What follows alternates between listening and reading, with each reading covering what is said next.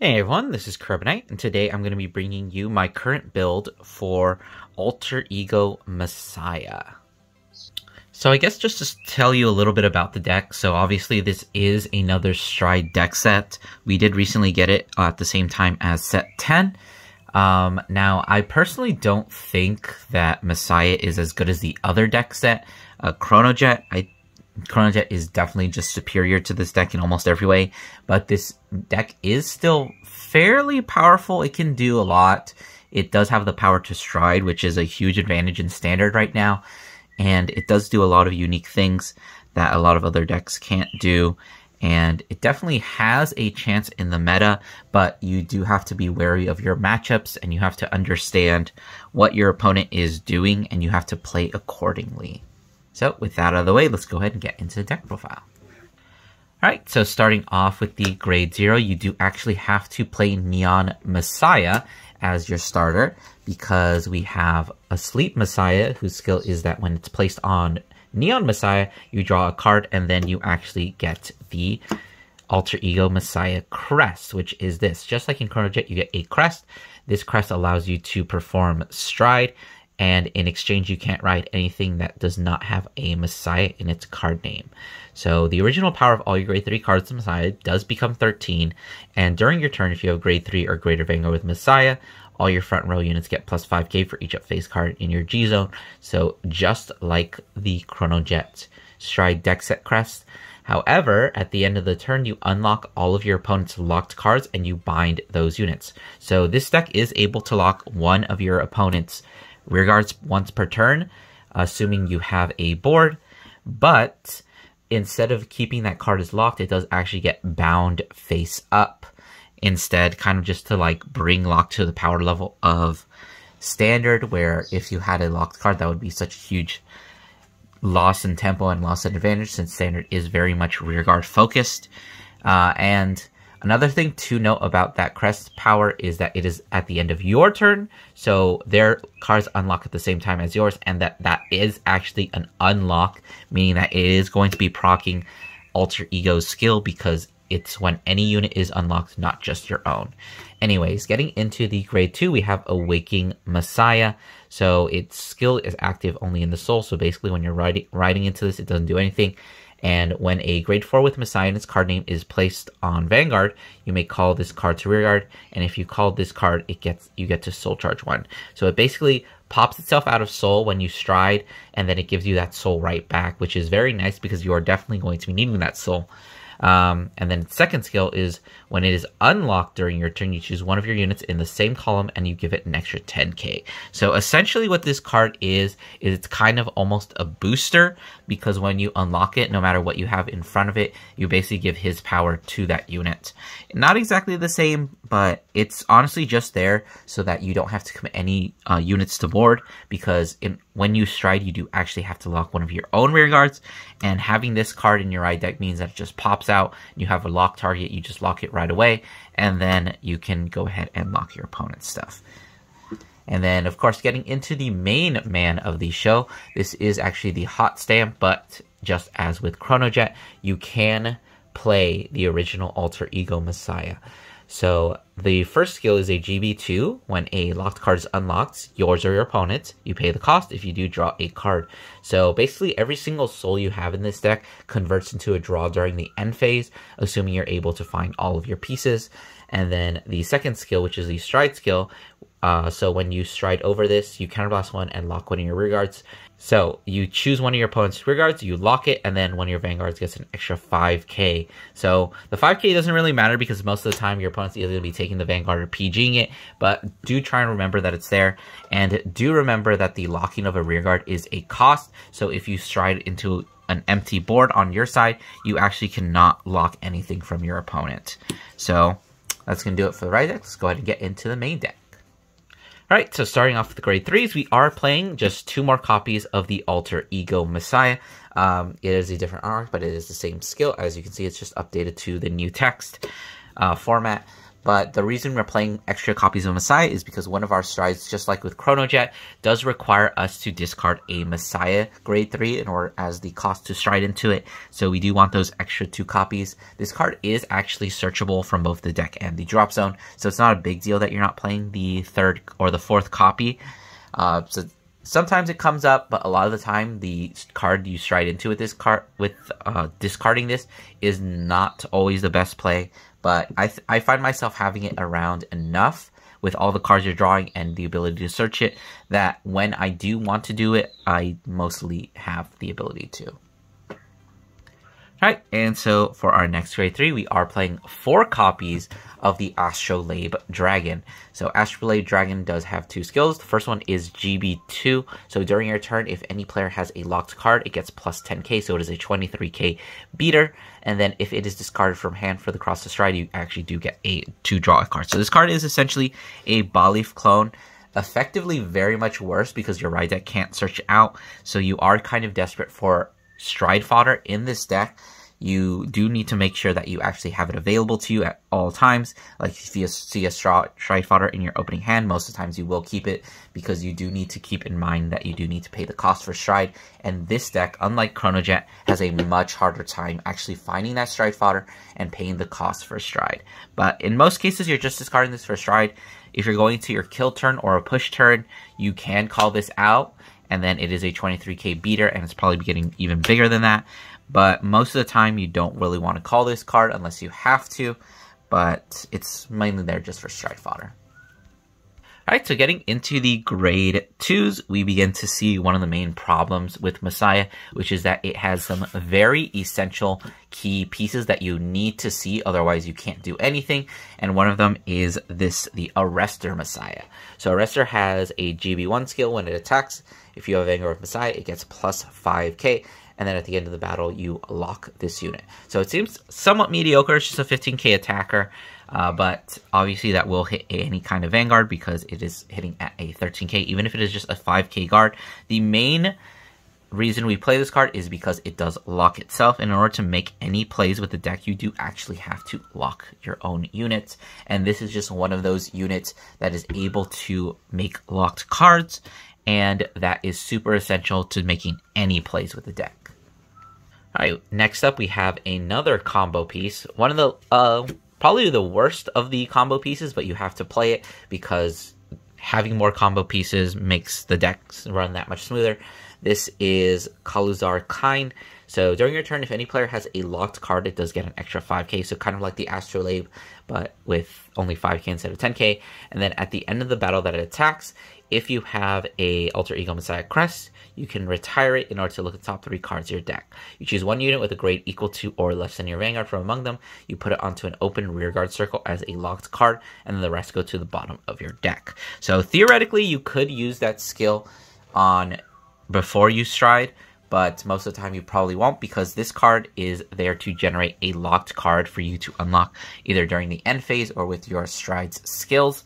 So just having it as another card that can potentially create locked cards is the main reason that we're playing it. And it is pretty good that it is a 15k attacker because it can actually hit over, it can hit a 13k base Vanguard. Alright, so next up we do have one of the few flex slots in the deck. You have very few flex slots in the deck just because you have to play so many combo pieces. But for 2 of them, we've actually decided to put in some cycle cards. So in case you don't know what cycle cards are, they're from set 10. And when you discard them from your hand during the ride phase, you Soul Blast 1 and put it at the bottom of your deck, and you get to draw a card. So that seems a little bit awkward considering Alter Ego Messiah lets you Soul Blast 1 and draw a card, so you're kind of giving up on that. But I always think of this as Reckless Greed, where you are essentially just paying that soul early in order to get that extra draw. And I think that that is fine just because you have a very terrible early game in this deck.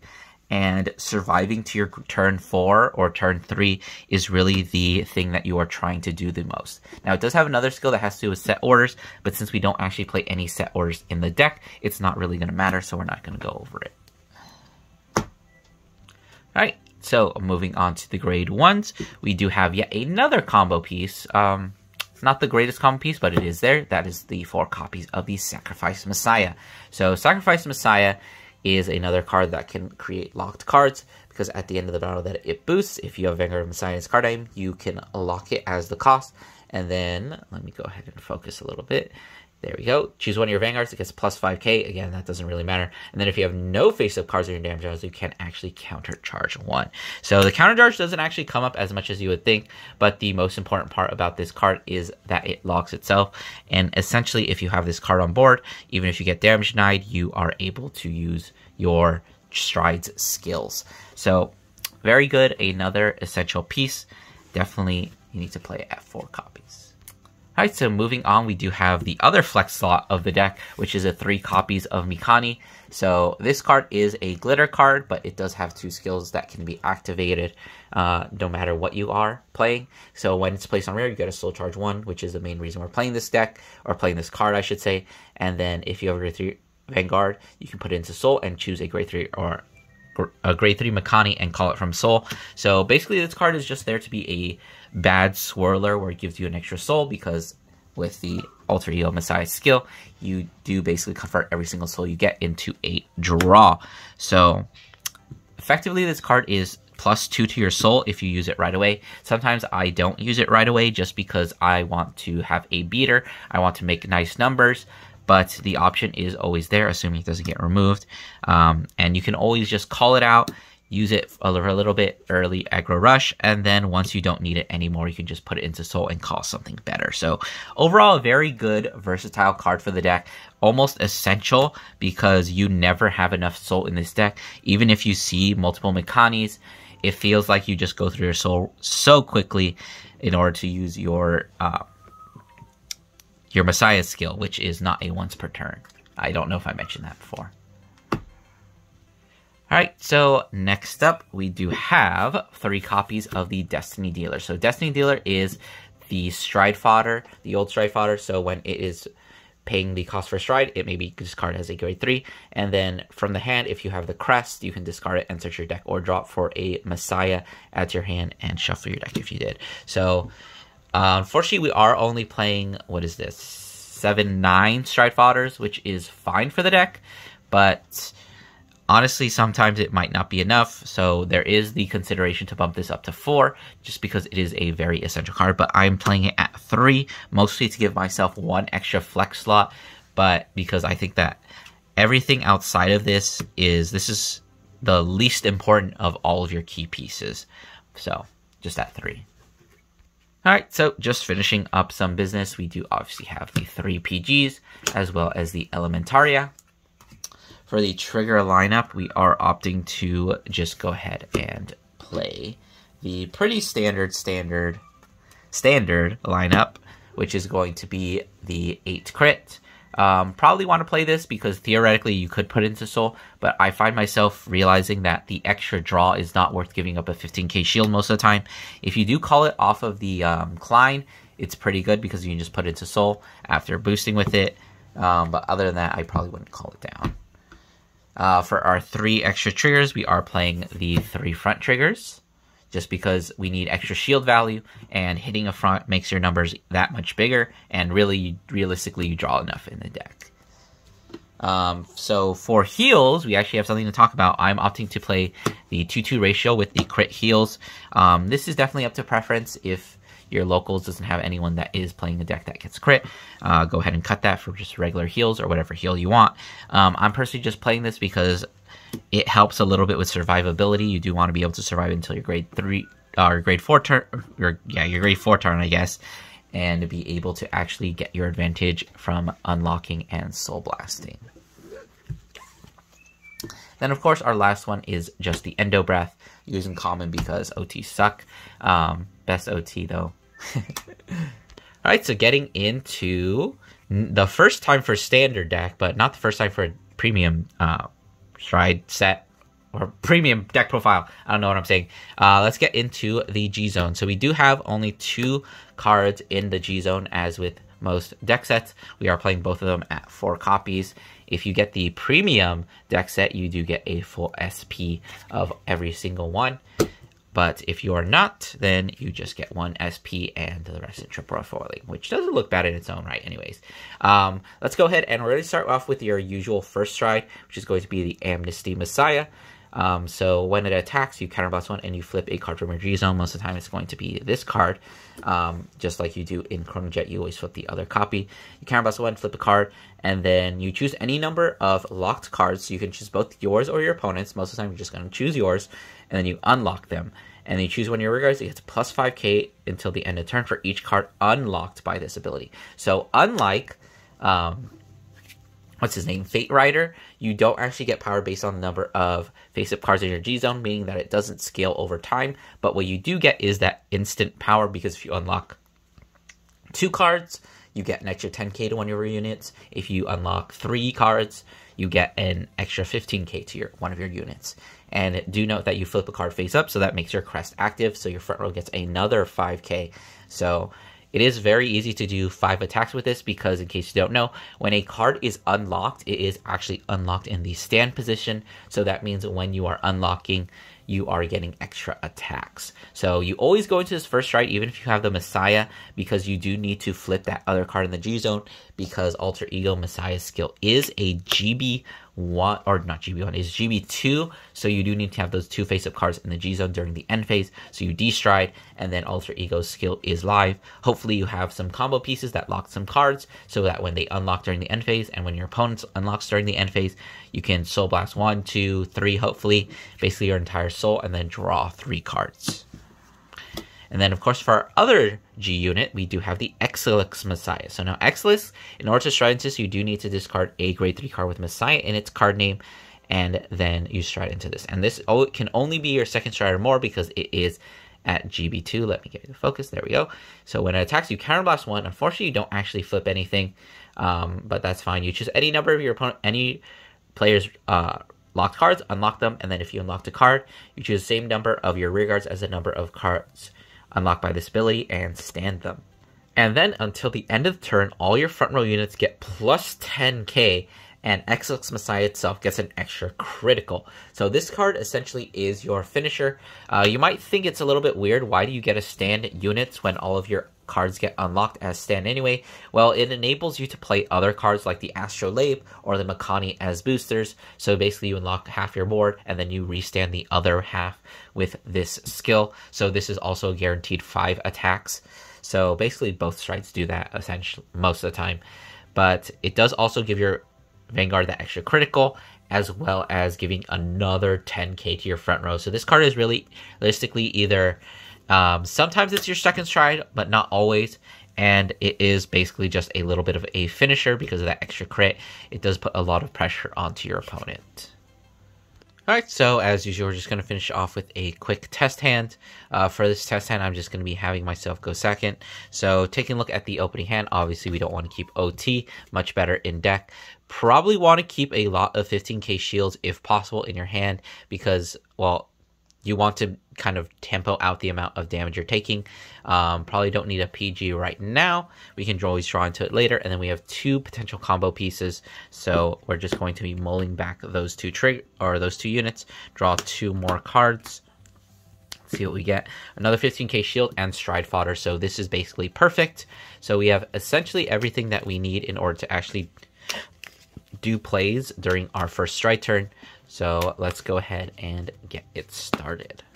So obviously we are going to be starting on grade 0, the Neon Messiah. So let's draw for turn. So with this hand, actually we do need almost all of these pieces. This is a really good piece. This is probably the worst piece, and we do want to keep the 15k shields in order to guard early. So going second, we draw off going second, and then we activate our crest, and then that allows us to draw yet another card. So we're looking pretty good at this point. Say we swing at the Vanguard, drive check, nothing a Destiny Dealer. The opponent swings on boost with just our Vanguard. We're going to OT to pass it because we don't want to be taking damage this early. So we're going to stand and draw once again. So this situation, we're probably pitching the Destiny Dealer because we already have the stride fodder. But if you're really worried, you could pitch this other Astrolabe Dragon just because you already do have the stride fodder in this sense. So I'm thinking we're probably just going to pitch this, or since we do have a lot of 15k shields, we'll probably pitch this instead, actually. Since we are not really hurting for shield value quite yet, just right into the Awakening Messiah. Theoretically, we could use Destiny Dealer skill here, and I think I will, just to thin out the deck, because I already have enough shield value, I think, and I should be fine to get to my grade 3 turn. So search out that Alter Ego Messiah, just thinning out the deck a little bit, making it that easier to hit triggers. So just swing with the Awakening, drive check into a critical, and obviously putting all the effects on the Vanguard. So going into this next turn, now I do need actually at least 1 or 2 CB in order to make my plays. However, I do have the, what's this called? Sacrifice, so that means that I can technically do all of my plays with just 1 CB, because we're going to be taking the 1 damage. Let's just say we take the 2nd damage. Unfortunately, we lost 2 combo pieces to the damage zone, but it is not that bad since we do already have a ton of combo pieces in our hand. So we're going to go ahead and stand and draw. So looks like we drew to yet another sacrifice. So theoretically, we could discard that card, which I think we might in this situation. That or the Alter Ego Messiah, because theoretically we can get this back. But we don't really have a stride fodder for next turn, the turn after this. So probably just going to discard one of the sacrifices. If we were playing against something that retires a lot, I would probably not go for that, just because we need a lot of extra pieces, because our board is going to be getting cleared. So we ride into our Alter Ego Messiah, and then since our opponent did ride up, we're going to just discard the Astrolabe in order to stride into Amnesty Messiah. And then obviously Astrolabe skill is going to activate, drawing us a card.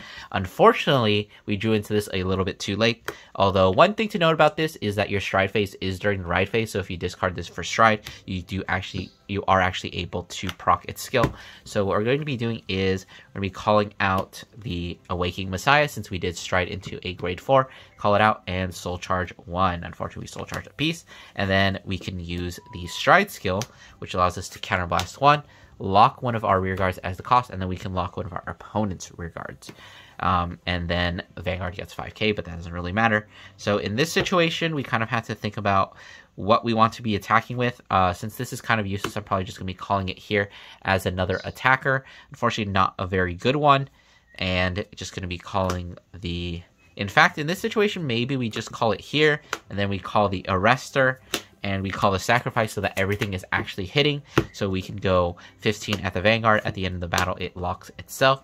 And then we can go 18 at the Vanguard. Hopefully they didn't take that damage again defensive. And then lock the...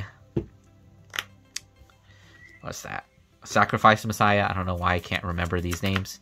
And then we would swing our Vanguard. Although I'm seeing the problem with this situation is that theoretically what you would do is either way you're only getting 4 attacks. So I think the optimal pattern actually would be to just make this column swing like this for 23 with the extra 5k. Swing the Vanguard, counterblast 1, unlock these 3 units. And then this gets an extra 10k, and one thing gets an extra 15k. So now this is already hitting 23, which is hitting over 1 defensive. So probably going to be giving the extra power there, even though it is already 20. So that will make it 35. And then we're going to do our triple drive. We go 1, nice combo piece. 2, another stride fodder. Okay, and then 3, a critical trigger. We'd probably stack it here or there. Although this is already at 35. 45 does not make that much better of a number, so probably just stack it on here for 33 in order to make it a little bit of a better number. So we would swing probably the 1 damage first for 35, and then we swing the 33 for 2 damage, and then at the end of turn, these lock. Since I have no more face-up damage, Sacrifice will actually get me to counter charge. End phase, you destride, and we're actually supposed to flip something. And then these cards unlock, and your opponent's rear guard unlocks, so you Soul Blast 3, and just casually draw 3 cards.